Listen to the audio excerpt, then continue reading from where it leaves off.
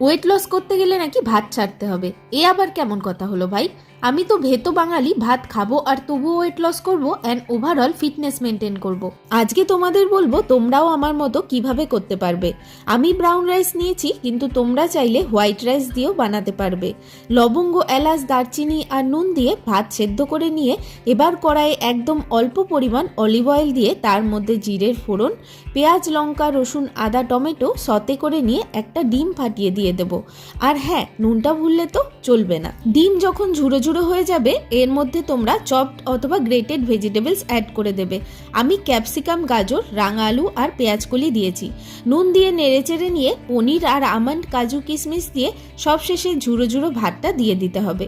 আর শেষে আমি স্বাদের জন্য দিয়েছি ধনে জিরের গুঁড়ো। আর এটা দেখো, ফ্ল্যাক্স অ্যান্ড চিয়া সিডের পাউডার। এগুলো সবটাই বাড়িতে বানানো। ব্যাস হয়ে গেলে মন মতো খেয়েও হেলথ মেনটেন করব।